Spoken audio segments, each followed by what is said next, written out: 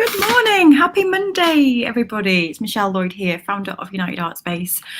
I am in Yorkshire away with the children today, so I'm going to keep this short and back for another top tip. So every Monday I've been coming on live at 11 to give you a top tip, and this week and last week inside my Hub membership, which is a platform for our United Art Space members who are learning how to make a living from their art, we've been focusing on pricing and selling this month. So everyone was working on their pricing, and a great question came in about whether you should change your pricing based on the location.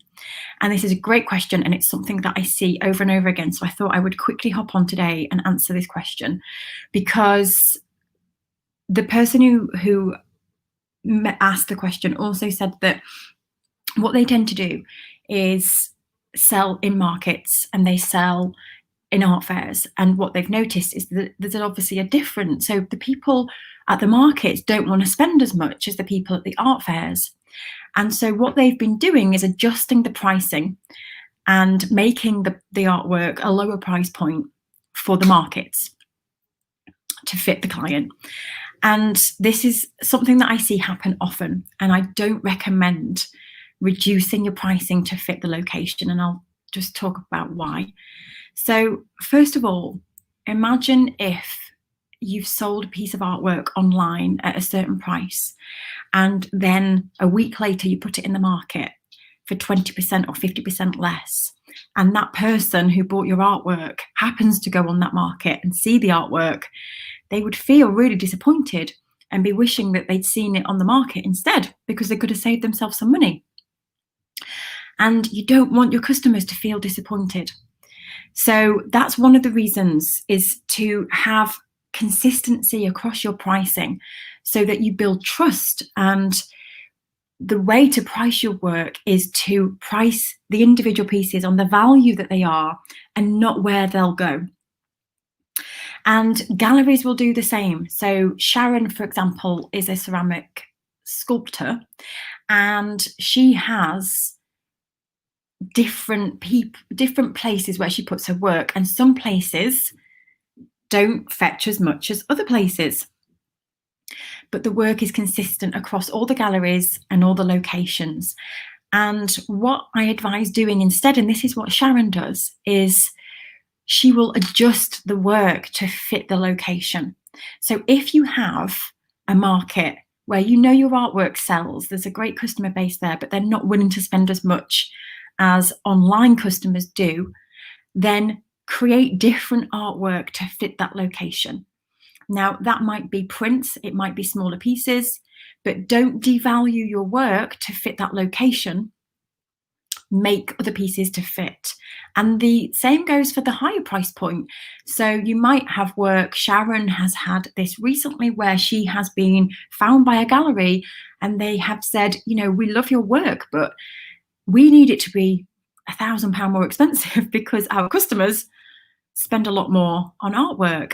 Now, she can't just take that artwork and add on an extra £1,000 because it doesn't work like that. So what she's doing is coming up with new work that could fit that price point, and really thinking, you know, if I want to be in this gallery, how will that be different to the current work that I'm selling at this price point? And so a great way of pricing is having your entry, mid and high price points. And so starting to look at all your work, thinking, what could the entry price point be, the lowest price point that I can sell at? And it might be a range, and your prints and your smaller pieces might fit into that smaller price range. And then what's the most expensive artwork that you have? What is the most luxury high-end artwork that maybe takes a longer time, or it's bigger?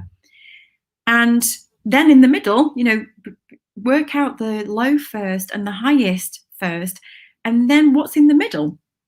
And it's great to have that hierarchy, that pricing structure, eventually, if you're a beginner, just get started with a price, and you can work into this as you grow more artwork. But if you are selling and you have multiple things going on, then it's a really good idea to have that entry, mid, high, and then you start to think about the location. And I'm only going to sell my entry price point here, or I'm only going to sell my high-end price point here, or I'm testing this place out because I'm not sure, so I'll put a mixture of entry, mid, and high in this place. And so you can then start to see the different price points and what sells. But never change your pricing, never devalue your work to fit a location, because the worst thing that you want to do is disappoint your customers.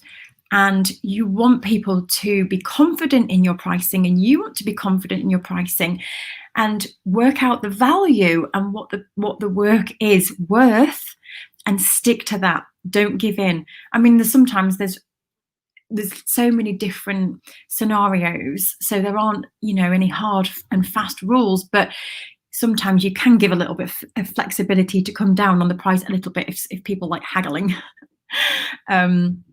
But all in all, I think set the price and stick to it.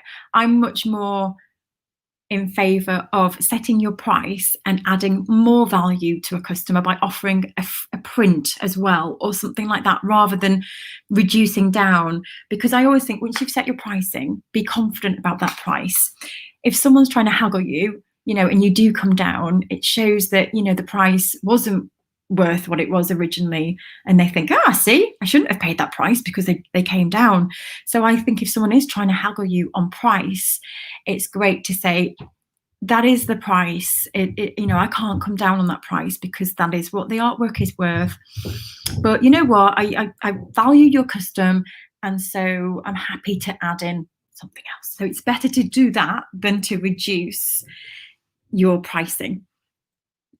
And the galleries work the same. So if you have priced your artwork to fit a gallery and you're selling the artwork yourself, you still sell the artwork at the same price that it is at the gallery. So once you've set the price for that kind of artwork, it doesn't matter whether you're not getting the 50%, you don't reduce it by 50% because that gallery is added 50%, you keep the pricing the same. So your pricing stays consistent all the time.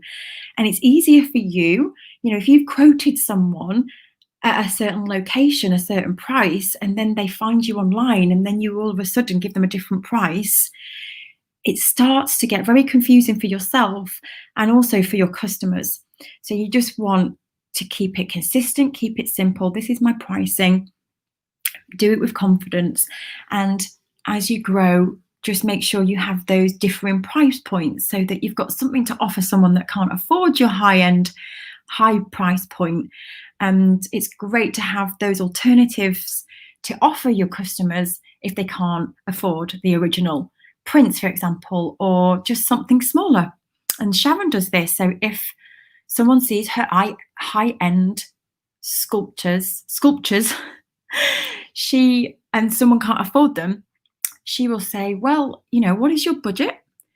I can create a bespoke one to fit your budget. It will be smaller, but I can do that for you. And so that works well. So there are lots of ways of working. Oh, sorry. I'm surrounded by toys down here because we're away. There's lots of ways of working with your customers and with what you've got, rather than slash your prices. And especially, today, we don't want to be slashing prices. We don't want to be devaluing our work and giving ourselves a pay cut, because remember that every time you do slash your prices, you're giving yourself a pay cut effectively. So you want to be putting your prices up and up and up. So hopefully that helps clarify that. So I'm going to just check the comments now. And good morning, everyone. Aviva, hello. Katie, good morning. Hello, Colin. How are you? Kath, it's lovely to see you. Hello, Helen, Les, Simone. Happy Monday, everyone. Jenny, hello. Narita, hello. Angela, Lottie, Susie, Bhavana. Winsome from Jamaica, love it. Oh my gosh, I just love that we've got people tuning in from Jamaica. That makes me so happy. Angela, and hello. Ryan's a bit late, don't worry. Deborah, I meant to schedule the live and I forgot, so apologies about that. So Susie's saying, that's exactly what I'm doing. I've got 3 orders in whilst my waterfall has sold at the price I wanted. Amazing. Good for you. I am really beginning to understand this concept. Yes, Helen. I love it. It's great, isn't it? When it all starts to click into place, you start to think, and it all makes sense. It's the best feeling ever. That gives you confidence.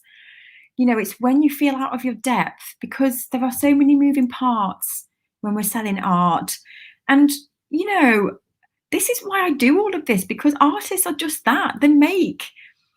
And all of this pricing and knowing how to speak to people about your artwork and what to do with it afterwards can be really overwhelming and intimidating. And if you don't really know the steps, you start to feel out of your depth, and that leads to a lack of confidence, and you just think, I can't do this. And sometimes it's just a few little tweaks and a few little things. And, you know, I learn a lot from Sharon. She's been a full-time artist for years now, and a practicing artist for 25 years. I learn a lot from Sharon as well. And we just love sharing this with you because it's everything that we've learned over the years. And so you don't know until someone tells you. But one thing I will say, though, is don't be afraid to just get out there and do it. Making mistakes is fine. You know, don't punish yourself or beat yourself up if you've got it wrong and you've done this. Maybe you have priced differently. Don't now think, oh my gosh, I'm rubbish. I've done this and I've made a big mistake. Just take it on the chin and just think, well, I've learned again. So, you know, we all make mistakes and we all do things that maybe we could do differently, and that's okay. It's how we learn. And the best thing is to just get going and learn from the things that you learn along the way where you think, okay, I should maybe do this differently. Hello, Annette, Donna, hello. Sue, good morning. I'm having to go out, so we'll have to watch this later, no problem. Hey, Freddie, happy Monday. I think I've got a one-to-one with you soon. Carly is eating dinner, nice. Oh, hi, Debbie. My first Monday, checking in, slowly getting into things. Thank you. You're very welcome. Hello, Lindsay. Jeanette's tuning in from Australia. Hello, Blanca. Nice to see you here. Anita, Yvonne, Sinead. So many of you, Amanda. Sophia, coming up with entry point priced work, smaller pieces, possibly ceramics. Amazing. Good morning, Romeo. Lovely to have you here. Oh, Peter, I'm late, but really miss you all. Oh, I love it. Thomasina, great advice. Thank you. You're very, very welcome. Let me just scroll down. I'm sorry if I've missed your name out. There's so many people. Julie says, I'm feeling very overwhelmed with it all. I've gone back to the beginning again. So yeah, best thing, Julie, when you're feeling overwhelmed, just break it all down to the next 3 steps. So I get overwhelmed all the time because I'm like managing so many different things. And I just bring it back down to, right, what are the 3 main things that I need to get done this week? And I hide everything else. And when we're trying to look at the big picture, it is overwhelming. So, and we can't do everything at once. So just bring it right down to the next 3 things that you need to focus on right now. Pricing might not be the thing that you need to focus on now. Maybe it's something else. So it's just getting clear on that. So, but know that that feeling is normal.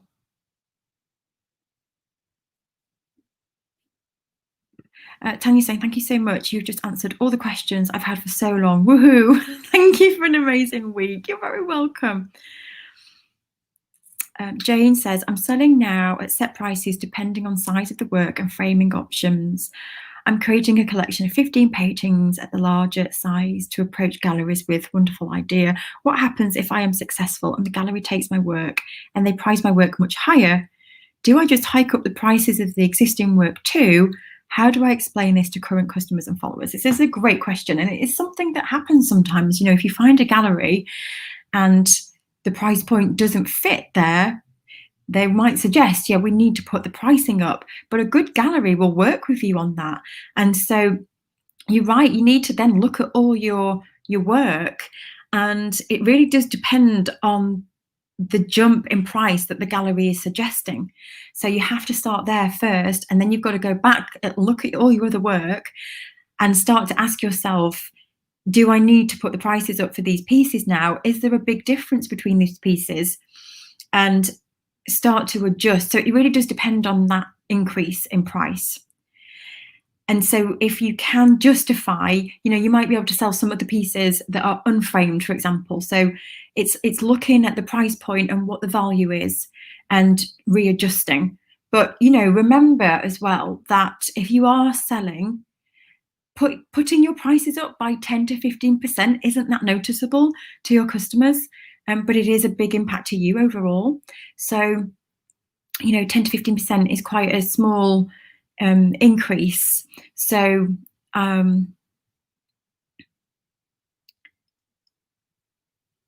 and then how do I explain this to current customers and followers?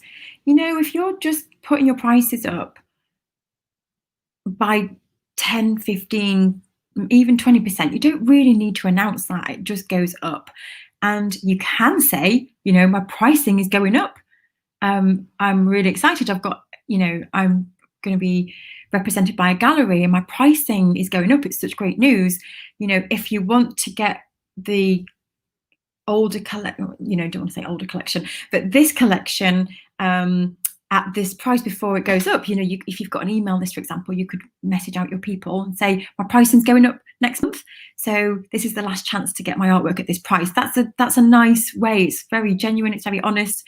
And it's quite exciting. You know, we expect artwork to be going up in value. But if it's going up by a small amount, you don't really need to announce it to everybody. It just goes up. Hopefully that's answered all the questions in there, Jane.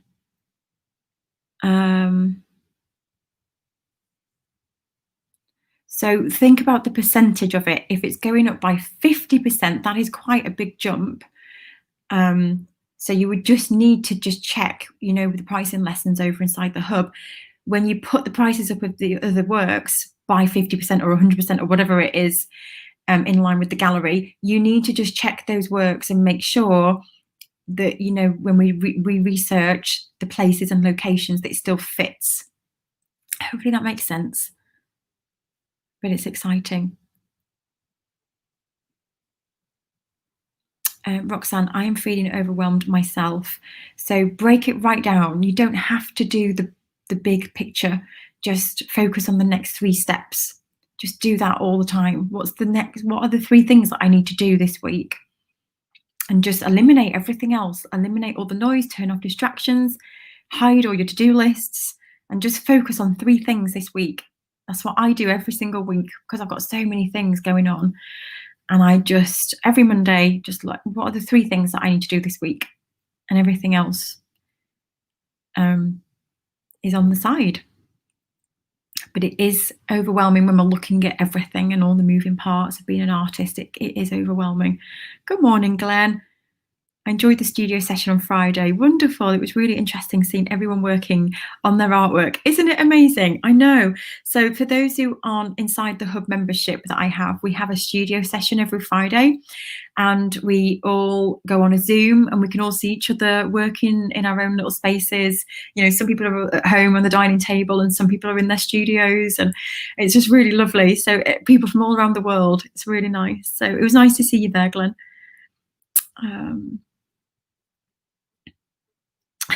Cass says Michelle's advice is priceless. Excuse the pun. I love it. Sophia's sending hugs from Sweden. Love it. Oh. And these sessions always ground me and set me back on the right direction. I can often overthink and get overwhelmed. Me too. I do all the time. I don't have everything figured out. So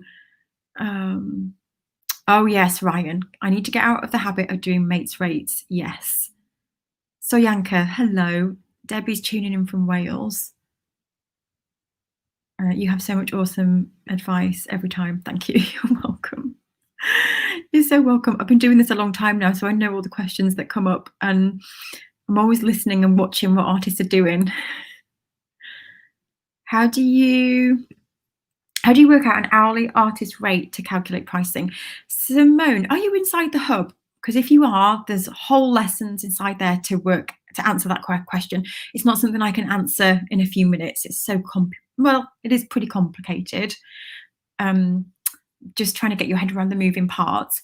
But inside the hub, if you're a member, I give you all the steps to work out your finances, work out what you need to earn, and to work out your hourly rate. So I would recommend doing those lessons. You can ask us in the hub if you need the link.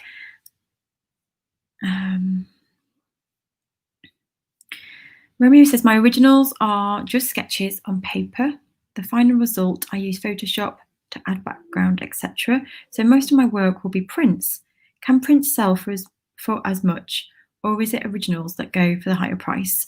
Yeah, prints can sell. I mean, there's a market for people who just want prints. There are people out there that don't like the handmade look. There's people out there that like graphic art, and they'll spend, quite a bit of money on a nice print. So, I mean, there's people out there that will spend £4,000 on a banana stuck to a wall. So I really do think, as you work through the 7 keys, working on that, but looking at, who else is selling these kind of prints, where are they selling them? So it's doing your homework and having a look. But there are definitely, when you start to own your artwork, and I mean by really feeling confident and working through the 7 keys that we do inside the hub, you will still build that confidence in what you're doing, and you'll explain it and talk about it. That all increases the value of your artwork. It really does. The confidence that you have, and where your people are, and speaking to your people. And but I wonder whether, your drawings, these original sketches, maybe you can sell those. They could be your right entry price point. There are people, because they complement the work. I don't know, it might not work. I'm just throwing out ideas here. But sometimes artists overlook the prep work, and sometimes there's some space there to sell those. I love little sketches and the quick drawings that people do, and I'm always fascinated to see those as well. So I wonder if you can incorporate those in some way. I don't know. It's so incomprehensible to me to present myself in big cities, London, Barcelona, Dubai, but there is no one who would show real interest in pictures. I still have no idea what I'm doing wrong, having homepage, Instagram, and so on, but still not the right people. I even put a price lower. I even have 3 levels of pricing. So Blanca, I know you're in the hub. So it's about, it sounds like looking at your what your work is, and who are your people. Because this thing with no one would show a real interest in pictures, I really dispute that. And when you find your people, they will show interest. So maybe it's thinking about who your people are. Don't lower the price point, possibly. I mean, I say that flippantly because I don't actually know what your pricing is, but sometimes don't rush into reducing the price until you've looked into the other factors. Sharon, for example, was going to art fairs repeatedly, not selling anything, and the price was too low, if anything. So really understanding who your people are can answer a lot of those questions.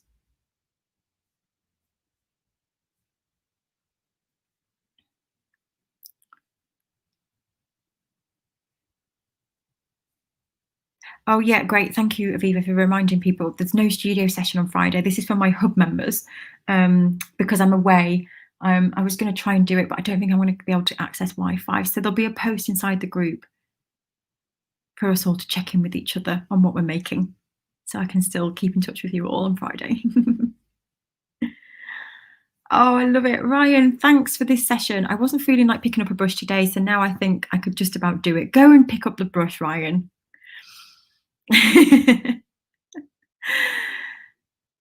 Lisbeth is tuning in from Holland. Hello. Julie's tuning in from West Wales.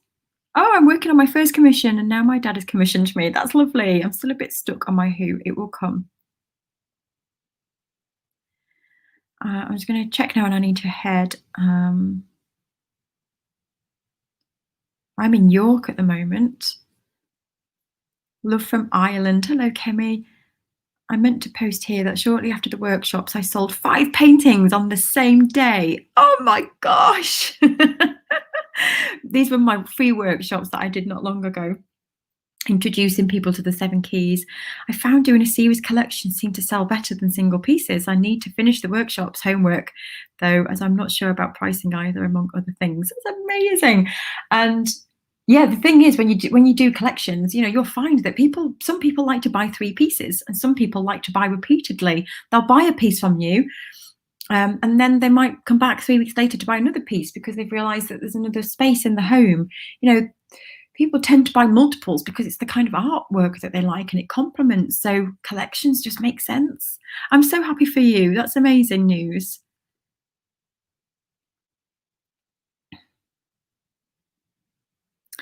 Yvette's got a question here with the pricing. I've only given myself my stuff away and feel so guilty for charging for it. Took me 6 hours to paint. Are you inside the hub? Because the hub teaches you all of this. The pricing lessons are laid out inside there to take you through the pricing. So I would go through those lessons if you're a hub member. If you're not, then I would just say, if you've not sold before, and just add up your materials and make sure you're earning a little bit that you're happy with and get that sale, because that can boost your confidence no end.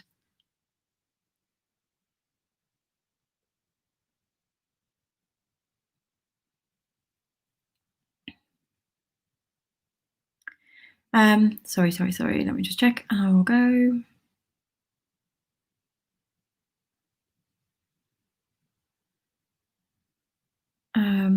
Oh yes, well, Karen, yeah, the reminder, we're going to start emailing in advance now the links to the Monday Live. So we're going to get a bit organised around here. Hello, Michelle.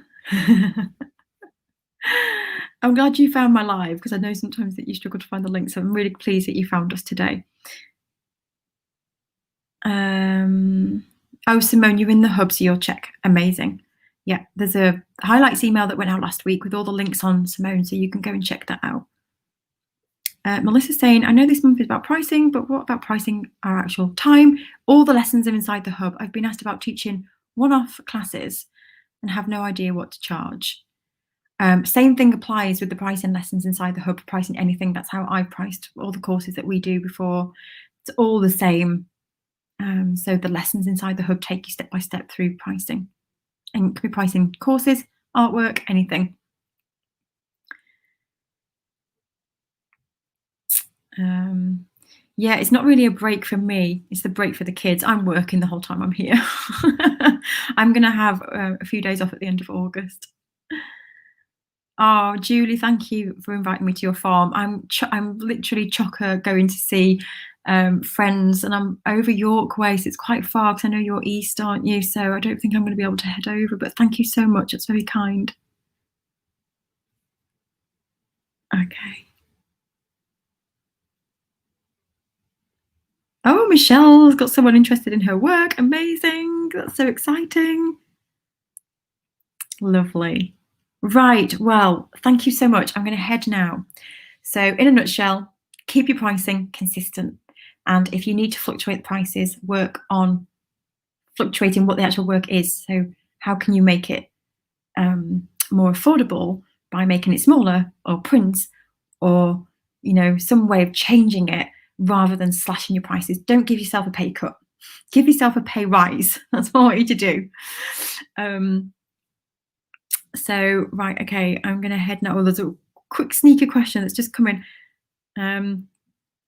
from Carol. I posted prices on my website, but I think I'll take them out completely. I've had no sales except for commissions, and I need to focus on my who and what. Is that okay? I thought I was confident in my pricing based on your lessons, but somehow really not really. If you're not confident yet, take them off for now, and then just work through the lessons, and it will all come. I know it's confusing at the beginning. It feels frustrating. like with anything. I get frustrated when I'm creating something new and I've got to price it. It's like, oh, I hate it, but it's that necessary evil. And then once you've set the price and you've done it, it's done. And then you work with it afterwards. So yeah, keep going, keep going. And I will see you all very soon. Have a lovely, lovely week and a happy Monday, everyone. Take